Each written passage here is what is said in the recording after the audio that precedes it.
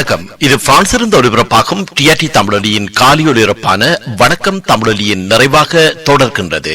TRT தமிழொலியின் முதன்மை செய்திகளுக்கான அனுசரணை வழங்குகின்றார்கள். வழமை போல் இன்றும் பிரான்சில் உள்ள விடி கேஷ் அண்ட் கரி விடி சூப்பர் ஸ்டோர் நிறுவனத்தினர். சாசல் கார்ஷலா கோனிஸில் அமைந்துள்ள விடி சூப்பர் ஸ்டோர் நிறுவனமானது வாகன தரிப்பிட வசதி கொண்ட நிறுவனமாகும்.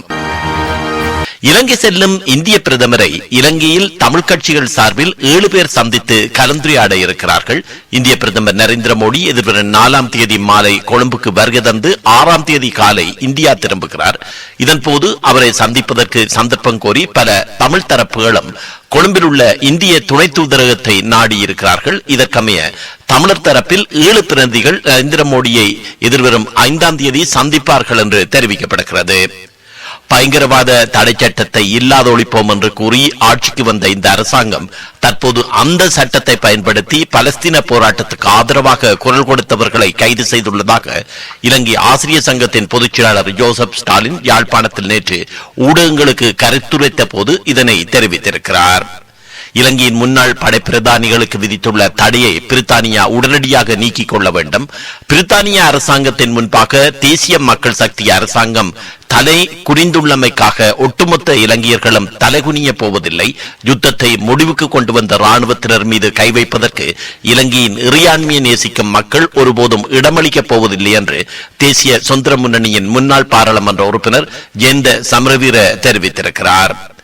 அரசாங்கம் தன்னிடம் பொறுப்பை ஒப்படைக்கும் பட்சத்தில் பாதாள உலக கும்பல்களை ஒழித்து கட்ட தான் தயாராக இருப்பதாக ஃபீல்ட் மார்ஷல் சரத் பொன்சேகா அறிவித்திருக்கிறார். ஏப்ரல் 21 உயிர்த்த ஞாயிறு தினத்துக்கு பின்னர் அரசாங்கத்துக்கு எதிராக பேராயர் கர்தினால் மெல்கம் ரஞ்சித் ஆண்டகை வீதிக்கு இறங்குவதை தடுப்பதற்காகவே ஏப்ரல் 21க்கு முன்னர் உண்மையை வெளிப்படுத்துவதாக ஜனாதிபதி குறிப்பிட்டிருக்கிறார். உண்மையை வெளிப்படுத்த சுபநேரம் பார்க்க வேண்டுமா என்று பிவிதிருகல உரிமைய கட்சியின் தலைவரும் முன்னாள் பாராளுமன்ற உறுப்பினருமான உதய கம்பன்பில கேள்வி எழுப்பியிருக்கிறார். அரகலிய ஆர்ப்பாட்டத்தின் போது தீக்கிரியாக்கப்பட்ட வீடொன்றுக்காக ராஜபக்ச ஒருவர் இழப்பீட்டை பெற்றுக் கொண்டுள்ளார். விசாரணையின் போது அந்த வீடு ராஜபக்சாவுக்கு சொந்தமானது இல்லை என்பது தெரிய வந்துள்ளதாக ஜனாதிபதி ஆண்ட்ருகுமார திசநாயக்கா தெரிவித்திருக்கிறார். சொத்துக்களுக்கான வாடகை மற்றும் குத்தகை ஒப்பந்தங்களுக்கு பொருந்தக்கூடிய முத்திரை வரியை 100% அதிகரிக்க அரசாங்கம் முடிவு செய்துள்ளது. இந்த கட்டண அதிகரிப்பானது இன்று முதல் அமலுக்கு வரும் என்று நிதியமைச்சு தெரிவித்துள்ளது. இன்று முதல் முட்டைகளுக்கு 18% வரி விதிக்கப்படும் என்று அகில இலங்கை முட்டை உற்பத்தியாளர் சங்கம் தெரிவித்துள்ளது. 2025 மார்ச் மாதத்தில் இலங்கையின் பணச்சுருக்கம் 2.6% பதிவாகி இருப்பதாக இலங்கை மத்திய வங்கி வெளியிட்ட அறிக்கை ஒன்று தெரிவிக்கிறது. பண்டிகை காலத்தில் அரசாங்கத்தால் வழங்கப்படும் அத்தியாவசிய பொருட்கள் அடங்கிய நிவாரண பொதியை இன்று முதல் பெற்றுக்கொள்ள முடியும் என்று தெரிவிக்கப்படுகிறது. இதுவரும் பண்டிகை காலத்தில் கொழும்பில் பாதுகாப்பு பலப்படுத்தப்படும் என்று போலீசார் தெரிவித்திருக்கிறார்கள். பெற்றோர்கள் சமூக ஊடகங்களை பயன்படுத்தி டிஜிட்டல் உலகில் உலாவுவதால் பிள்ளைகள் தனிமைப்படுத்தப்பட்டு வருவதாக கல்வி அமைச்சின் சுகாதாரம் மற்றும் போசாக்கு பிரிவின் பணிப்பாளர் குறிப்பிட்டிருக்கிறார்.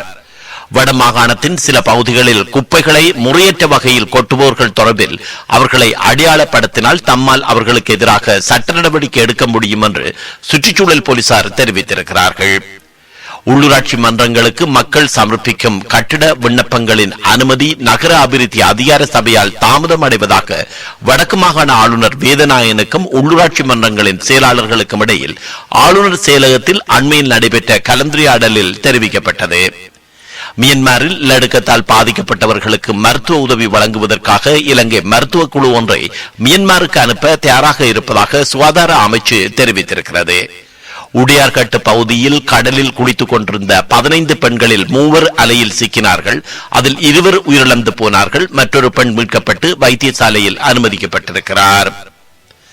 கையூட்டல் குற்றச்சாட்டில் கைதான முன்னாள் ராஜாங்க அமைச்சர் வியாழேந்திரன் எதிர்வரும் 8ஆம் தேதி வரை விளக்கமறியலில் வைக்கப்பட்டிருக்கிறார். கைது செய்யப்பட்டு விளக்கமறியல் வைக்கப்பட்டுள்ள பதுளை மாவட்ட நாடாளுமன்ற உறுப்பினர் சாமர சம்பந்த் தசநாயக்கா இன்று நீதிமன்றில் முன்னிலைப்படுத்தப்பட்ட போது ஒரு வழக்கு காரணமாக அவரது விளக்கமறியல் நீடிக்கப்பட்டுள்ளது. மட்டக்களப்பு காத்தான்குடி போலீஸ் பிரிவுக்குட்பட்ட நுரானியா பகுதியில் 10 கிராம் 420 மில்லிகிராம் ஐஸ் போதைப் பொருளுடன் பிரபல போதைப்பொருள் வர்த்தகர் ஒருவர் கைது செய்யப்பட்டிருக்கிறார். விபத்தில் சிக்கி கோமா நிலையில் யாழ்ப்பாண போதனா வைத்தியசாலையில் 6 மாதங்களாக சிகிச்சை பெற்று வந்த பிரதேச செயலர் ஒருவர் நேற்று உயிரிழந்து போனார். போலி கிரேக்க வதிவிட விசாக்களுடன் கிரேக்கத்துக்கு செல்ல முயன்றதாக 3 பங்களாதேஷ் பிரஜைகள் பண்டாநாயக்கா சர்வதேச விமான நிலையத்தில் வைத்து நேற்று முன்தினம் கைது செய்யப்பட்டுள்ளார்கள். முதலாவது இலங்கை நிர்வாக சபை அதிகாரியான பெண் உட்பட இன்னமும் முன்னணியில் உள்ள பெண்களை கௌரவித்து பாராட்டு நிகழ்வு மூதூர் பிரதேச செயலகத்தில் இடம்பெற்றிருக்கிறது. அண்மையில் நிறைவடைந்த கல்வி பொதுத்தராதர சாதாரண தர பரீட்சையின் விடைத்தாள் திருத்தும் பணிகள் இன்று முதல் முன்னெடுக்கப்படுகிறது. அரசு மற்றும் அரசு அனுமதியின் கீழ் இயங்கும் தனியார் பாடசாலைகளின் 2025 ஆண்டுக்கான முதலாம் தவணையின் 2ஆம் கட்டம் இன்று ஆரம்பமாகியுள்ளது. இலங்கையின் பல பகுதிகளில் இன்று முதல் அடுத்த சில நாட்களுக்கு பிற்பகல் வேளையில் இடியுடன் கூடிய மழை பெய்யும் என்று வளிமண்டலவியல் திணைக்களம் எதிர்வு கூறியிருக்கிறது.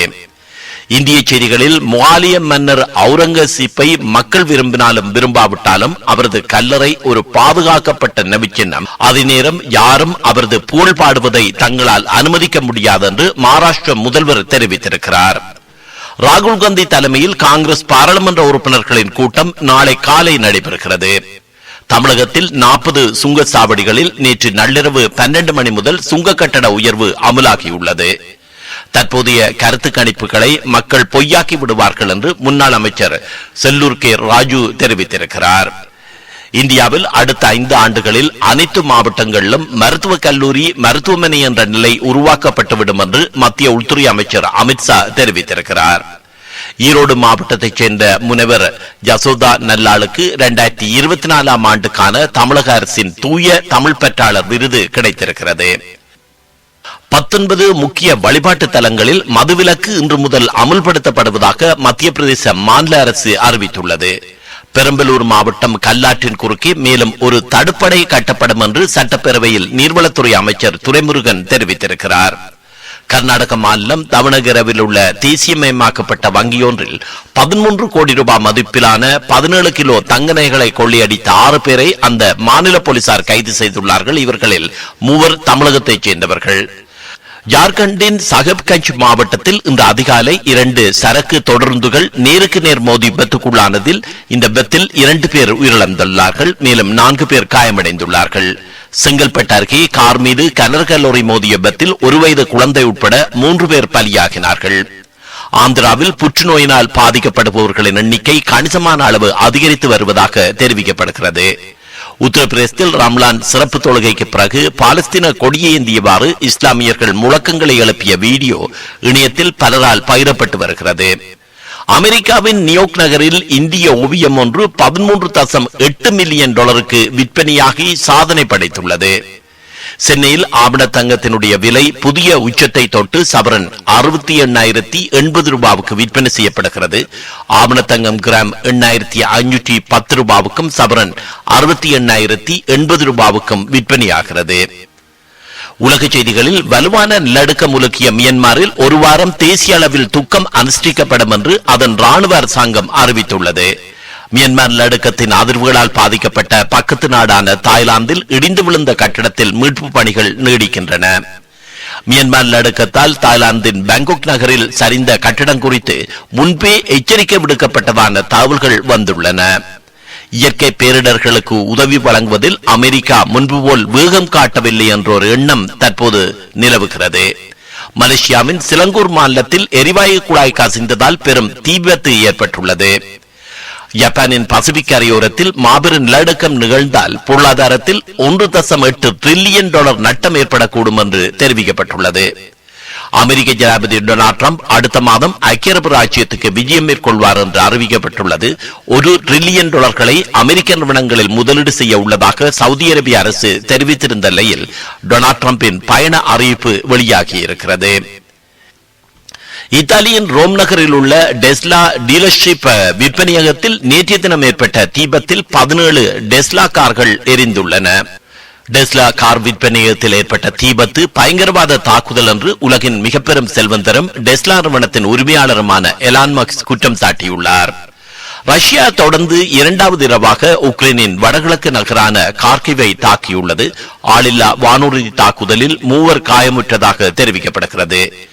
உக்ரைனில் அமைதி உடன்பாட்டை எட்டக்கூடிய யோசனைகளில் தானும் அமெரிக்காவும் இணைந்து செயல்படுவதாக ரஷ்யா கூறுகிறது.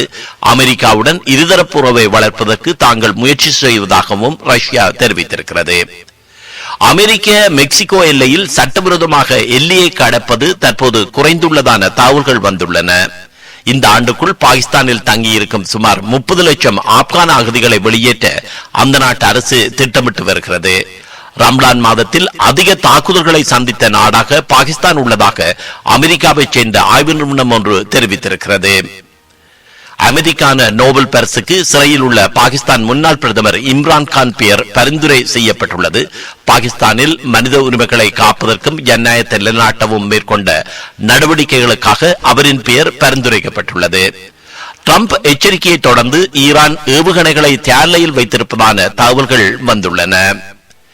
நிதி முறைகேடு வழக்கில் குற்றவாளியாக அறிவிக்கப்பட்டதால் பிரான்சின் தீவிர வலதுசாரி கட்சியான தேசியவாத பேரணி கட்சியின் முக்கிய தலைவர் மரின் லுபென் தேர்தல்களில் போட்டியிடுவதற்கு நீதிமன்றம் தடை விதித்துள்ளது.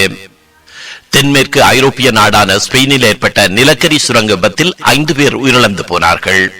விளையாட்டுச் செய்திகளில் ஐபிஎல் போட்டியின் 12வது ஆட்டத்தில் மும்பை இந்தியன்ஸ் 8 விக்கெட்டுகள் வித்தியாசத்தில் நடப்பு சாம்பியன் கொல்கத்தா நைட் ரைடர்ஸை நேற்று வெற்றி கண்டிருக்கிறது. ராஜஸ்தான் ராயல்ஸ் வீரர் நிதிஷ் ராணா நம்ப முடியாத அளவுக்கு சிறப்பாக விளையாடியதாக கென் வில்லியம்ஸ் பாராட்டியிருக்கிறார். இந்திய ஆடவர் மற்றும் மகளிர் கிரிக்கெட் அணிகள் ஒருநாள் T20 தொடர்கள் மற்றும் டெஸ்டில் விளையாடுவதற்காக ஆஸ்திரேலியா செல்லுகின்றன. அதற்கான அட்டவணையை ஆஸ்திரேலிய கிரிக்கெட் வாரியம் வெளியிட்டுள்ளது. மியாமி ஓபன் டென்னிஸ் போட்டி ஆடவர் ஒற்றையர் பிரிவு இறுதி ஆட்டத்தில் செர்பியாவின் ஜம்பவான் ஜோகோவிச்சை வீழ்த்தி செக் குடியரசின் ஜேக்கப் மென்சிக் முதன்முறையாக பட்டத்தை கைப்பற்றியிருக்கிறார்.